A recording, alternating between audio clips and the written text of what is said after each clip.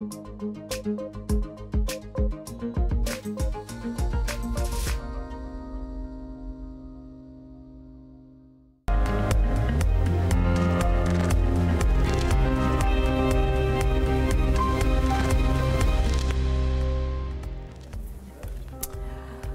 and welcome to the F&O Show on Bloomberg Quint Live, India's first digital live streaming business news service. I'm Darshan Mehta. Good morning, Agam. Good morning, Darshan. I'm Agam Akil. Here are the headlines. No Friday cheer for Indian markets as Nifty Sensex trade with positive bias. Volatility remains little changed.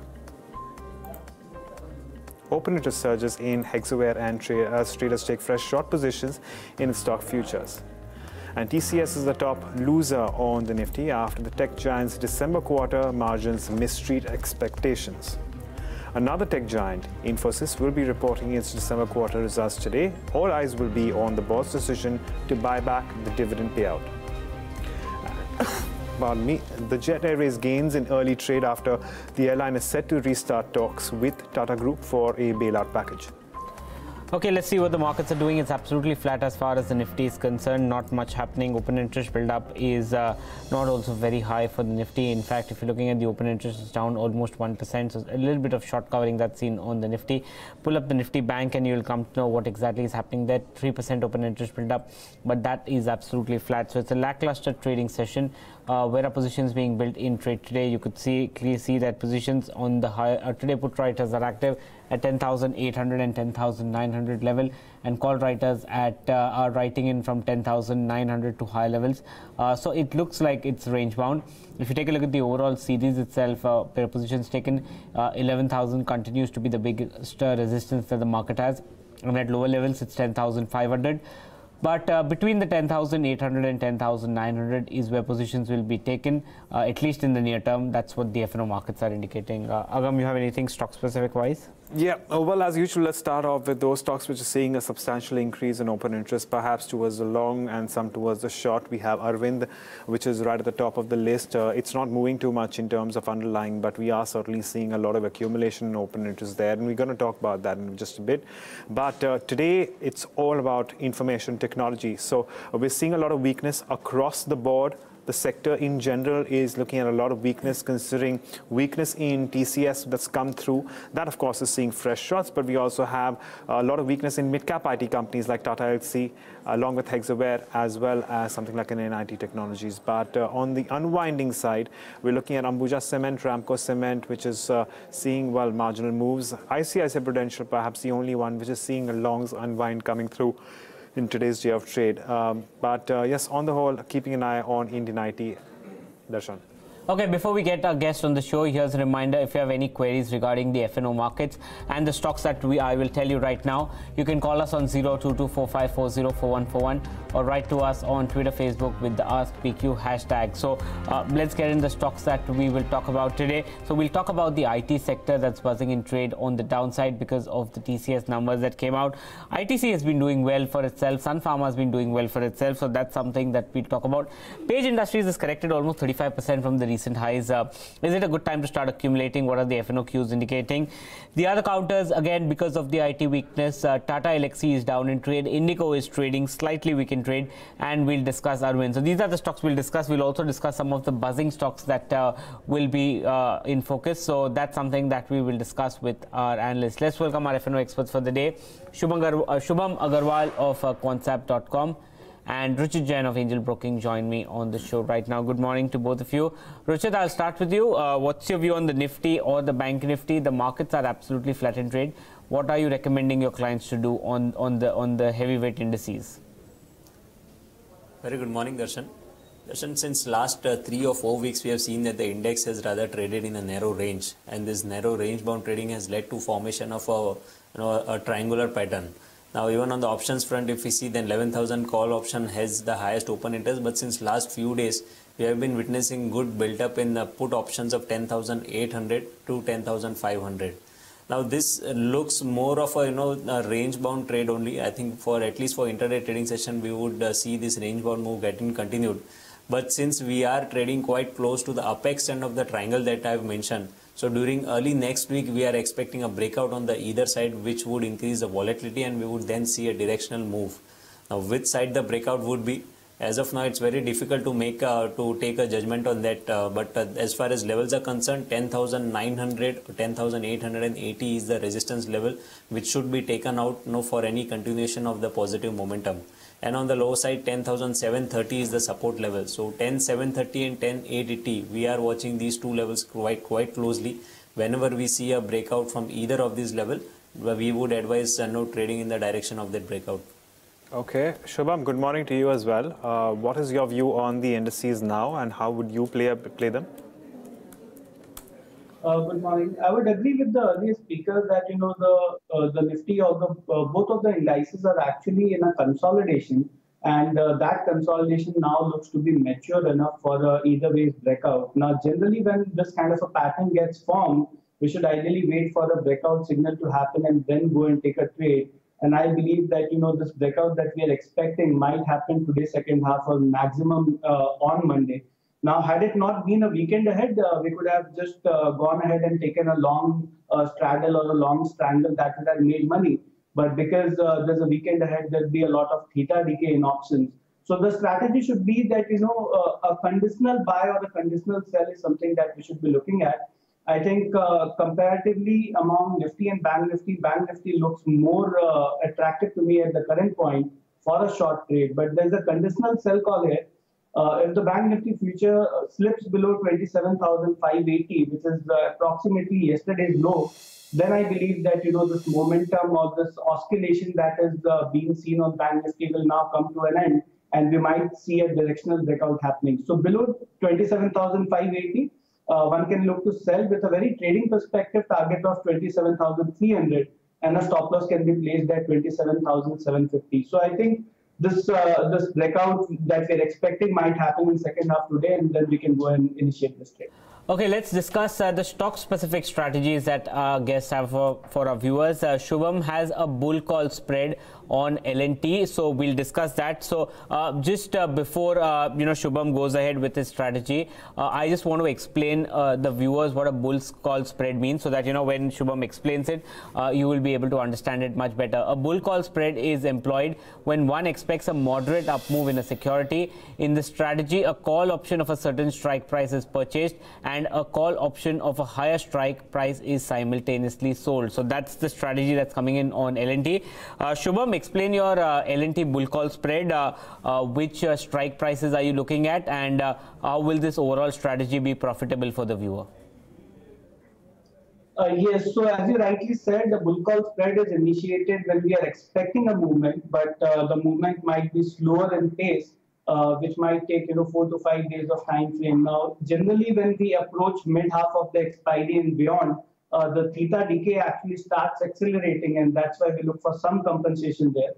So the strike selection that I have for L&T is 1400 call one lot should be bought, and 1460 call can be sold. Now, if you look at L&T, it has been in a channel, and there's a formation where we might see some more oscillation happening. But because the overall sector view is positive, we have already seen a decent pullback. It's quoting at the lower end of the channel. I believe that there'll be a decent up move, at least to the level of 1450, 1460 from here. So a bull call spread will be beneficial in this case. The spread right now is at 16 rupees. My target for the spread will be 28, and a stop loss can be maintained at 9 rupees. Shubham, what's the ratio of buying the 1400 call and selling the 1460 call? Is it 1:1, or is it skewed towards one side? The bull call spread is always 1:1. Okay. If it is more than 1, it is called as a ratio. But for now, it's a 1:1 bull call spread is what we are looking to initiate. So in this case, there's no unlimited loss scenario. The loss is always limited. And what's your strategy on Maruti? Why are you slightly negative on it? Yes, so Maruti, if you see, there has been, if you accumulate the data for quite some time, you'll see that, consistently there are short build-ups happening in Maruti. And from a consolidation, we saw that 5-6 days back, it gave a breakdown, then we saw a pullback, and now again, yesterday we have some signs of fresh shorts getting built. So I think it's a good time to go and take a short on the overall auto space, but within that, Maruti looks more feasible at this point of time. So a very simple strategy, 7200 strike put option is what I'm recommending to buy. for a target of 150, and a stop loss can be maintained at 50 rupees.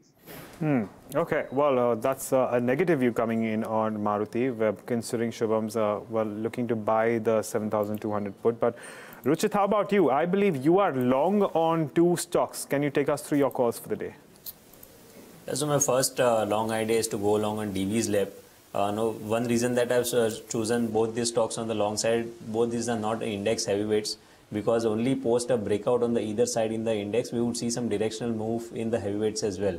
But if you see many of the mid-cap names, they are showing a directional move or a momentum on either side. So DV's Lab is one stock which after a consolidation phase in yesterday's session has given a breakout with good rise in open interest as well as good volumes built up. So we believe that irrespective of market move, we could see some outperformance in DV's Lab from current levels. One can go long in the future segment with stop below 1485, expecting target around 1600 before this expiry. And MFSL, Max Financials is my second pick. Even this is a breakout trade after a consolidation of about 2 to 3 weeks. The stock prices have given a breakout in yesterday's trading session with very good volumes. So again, low beta stock, that even if we see a consolidation phase continuing in the broader markets or a correction in the broader markets, then I think this stock could show some relative outperformance. So MFSL could be bought at current levels with stock below 435, expecting target of 495. Okay, let's start with the stocks that we have to discuss. First of all, it's not a sector, it's just not a stock, it's more of a sector. Let's talk about the IT sector as such. And TCS is something that has taken the sector down with it today because of weak margins that came out. So let's ask a guest what they believe could happen to TCS and the other sectors. So Ruchit, I'll come to you. Firstly, a view on TCS, and secondly, the top buy or call, sell call on the IT sector. It can be any stock. So Darshan, if we see TCS since last 1.5 years, the stock prices have been trading above its 200-day moving average. Now, today this 200-day moving average has been breached, but a follow-up selling momentum should be seen to take a negative call on TCS. Now with today's down move in prices by about 2%, there has been increase in open interest by 7%, which indicates the formation of a fresh short positions. So in case if there are also in the recent past, we have also seen some good long build up in this. So if we see a follow-up selling below 1830, 1825 levels, then that would force the long traders, the long positions which are there in the system to unwind their position. Then we could see some selling pressure. So I think 1825, 1830, this remains a crucial levels to be seen. If we see a follow-up move below 1825, then certainly we would see a continuation of the correction in TCS. Now amongst the IT pack, if you see the large cap stocks have been consolidating in a range around their 200 DMA since last few days. If you see TCS or take Infosys, so even Nifty IT pack.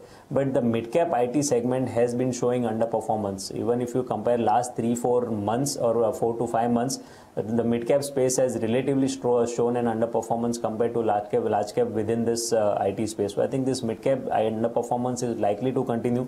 Tata Elxsi recently has shown a fresh short build-ups wherein the price correction was supported by good rise in open interest. So I think Tata Elxsi, if one has to take a short trade, then one can go short with stop loss above 985, expecting target somewhere in the range of 930 to 920. Okay, so well, that's your view on TCS as well as Tata Elxsi, and this is not out of the ordinary. Tata Elxsi, of course, has the added pressure of weakness in Jaguar Land Rover, and again, one might ask why Jaguar Land Rover. What's the relation here? Tata Elxsi looks and gets about as much as 20% of its revenues from the JLR stable.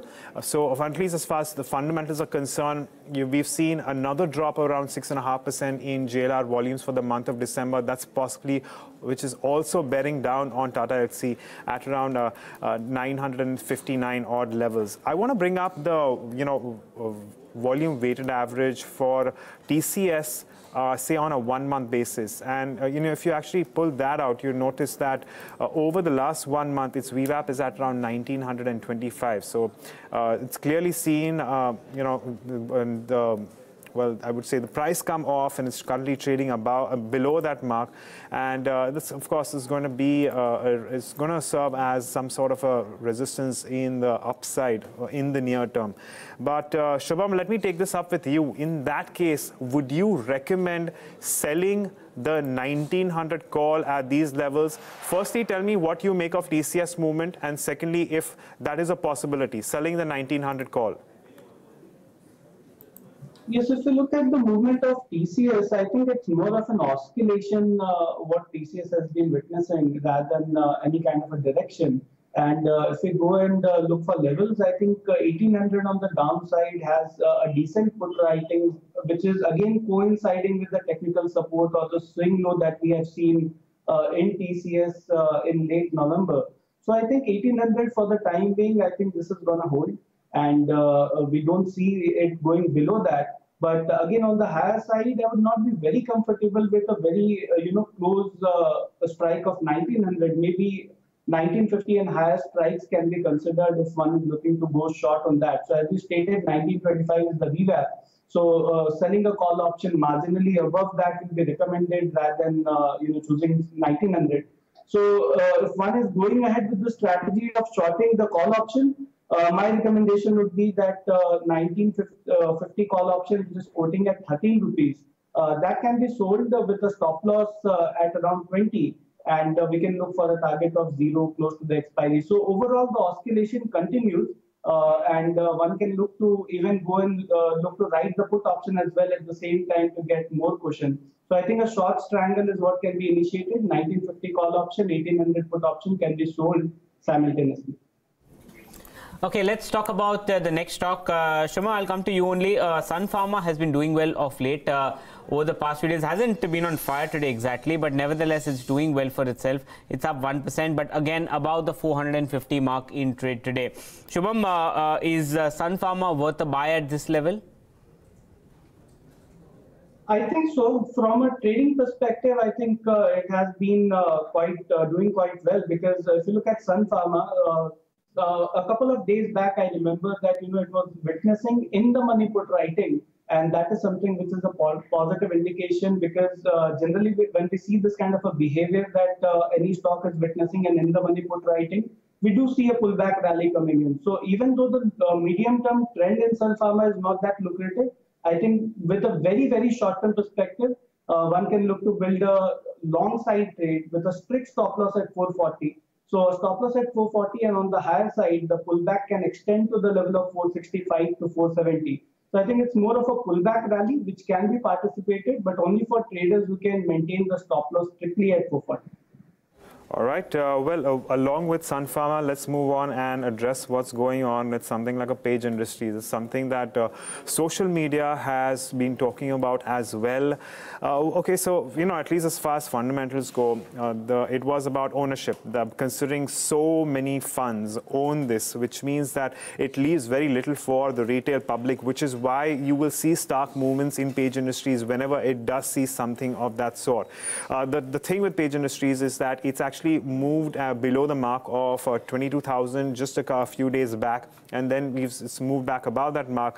But considering it has fallen from grace, if I can qualify it at levels of well over 30,000, 32,000, the real question is that, well, how are you reading cues here, and what would you do with Page Industries? Of course, we've also seen a lot of weakness in the other non-F&O stocks such as Lux Industries, but I reckon this is largely because they are following the leader, and that is Page Industries, in this case, Jockey. Ruchit, can you come in on Page Industries? What kind of cues are you reading, and if there are any nuanced strategies that you can recommend to our viewers on this one? Frankly, it's not a very liquid stock in futures and options segment, but technically, if we see, then since the month of October, the stock has been forming a low top, low bottom structure. And every pullback move that has been seen in last 4 to 5 months, the stock has witnessed a selling pressure around their resistances. So I think this underperformance or this correction is likely to continue going ahead. On the lower side, we are looking at target somewhere around 20,700, 20,800, which is about further 8 to 10% correction from current levels. So I think one should not be too eager to take a long position at current levels just because prices have shown a correction from 35,000 to 22,000. When the prices come around 20,800 kind of levels, I think one should again review the stock at those levels. What about ITC, Ruchit? That's another counter which over the past few days has been doing well for itself. Is it in a position to cross 300 in the near term? What's your strategy on ITC? So certainly this is one of the heavyweight which is looking positive even at current levels. Last 2-3 trading sessions we have seen good long build up in this, and today if we see the 300 call option has been witnessing a rise in open interest. So there is a high probability that this open interest build up that has been seen in 300 call today along with the up move in prices is fresh long build up. So I think at least the first target for the stock would be around 300 in next few trading sessions. Now, if the 300 call writers which were there early during this month, if they come for unwinding at higher levels, then we could see extension beyond 300 as well. But as of now, if any long positions are there, they should be held on for the target around 300. All right. Well, let's take up ITC and perhaps get another options view here. Shubham, what about you? Is there anything specific that you're keeping an eye on in ITC? Another, perhaps a different way of playing about with this one? If you see the breakout that happened on ITC, that actually happened from the level of 285, and we have already seen a 10 rupee jump on that. Even though the overall trend remains positive in ITC, my only concern is that at 300 strike, there's a significant call writing that has happened, which might act like a resistance in the near term for ITC, and crossing that level immediately will be a bit difficult. So not from a trading perspective, but I think if one is looking to buy in their portfolio, I think then it's a good bet and can be bought at the current level or maybe on a decline to the level of 290. I think now the level of 285, which was the breakout point, will act like an important support, and we should not see ITC going below that. So that can be taken as a stop loss. And on the higher side, with the positional perspective, I think 320, 325, which was the previous high on ITC, that can get retested with a time span of about a month. So not a trading bet, but more from a positional to investment perspective, I think one can look to buy now or maybe on a pullback of up to 5 rupees.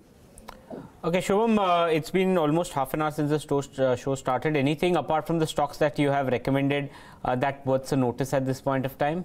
Anything that you're spotting?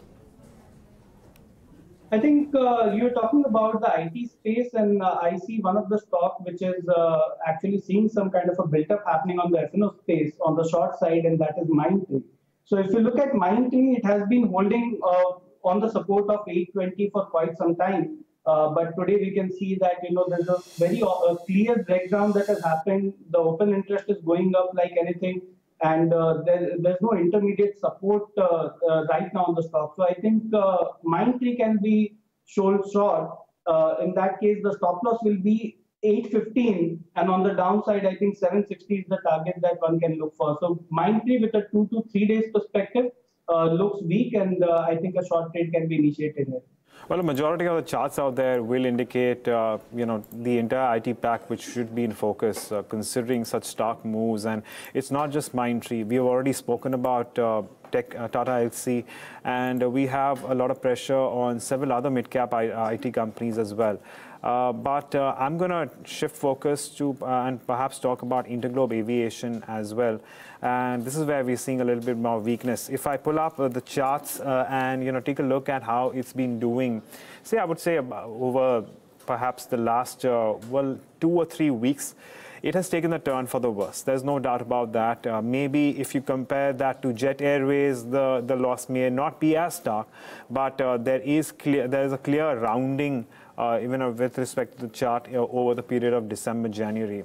That said, it is also moving, towards the, I would say the oversold zone or the sold zone, at least with respect to the relative strength index. It's still at around 43. It's nowhere close to the mark of 30 where it indicates that it is oversold. But, well, there's weakness all the same. Ruchit, how are you reading this one? It's moved below the mark of the 200 daily moving average now. Would you initiate fresh shorts in Interglobe Aviation? So Agam, if I look at a bit historical data, then this aviation space post April 2018 had seen a good correction. All the three names, and in last couple of months, a pullback move was seen in Indigo. Now, usually, whenever such pullback moves are seen after a decent correction, the traders who are stuck on the long side, they look it as an opportunity to exit from the existing long, and that's where again the supply pressure comes in. As of now, this seems that after this recent pullback, this stock would slip into a consolidation phase, as the 200-day moving average has been breached today, but the volumes are not significantly to take a fresh short positions over here. I think 1040 would be the first support level. It could go another 2 to 3% down from current levels, but 1040 to 1100, 1120, this would be the consolidation phase in which the stock should trade at least for next 2 to 3 weeks. Okay, well, we don't have too much time on the show, so we've already spoken to Shubham about his picks and anything interesting that he's seen. Ruchit, I'm going to come back to you. Anything interesting that you were picking up over the span of the last 1 hour that you can see, perhaps something interesting? UPL has been witnessing a long formation at current levels. Even last 2 trading sessions, we have seen a good momentum in the stock. So I think if one has to take this from a trading perspective, then I would recommend going long on UPL with stop loss below 765. At least from next 3 to 4 days perspective, we could see the stock approaching 800 to 810 zone. Okay, well, on that note, I'm going to thank both our experts, Ruchit and Shubham, for joining us and taking us through their views and solving some of our queries that Darshan and I had picked up. But with that, it's a wrap on this edition of the F&O Show. But don't forget that you can also check more cues on the futures and options space on our website, bloombergquint.com. And there's plenty of data available that you can use, which is actionable. So stay tuned to Bloomberg Quint and also use as much as you can of the Bloomberg Quint pages. We'll be back in a bit.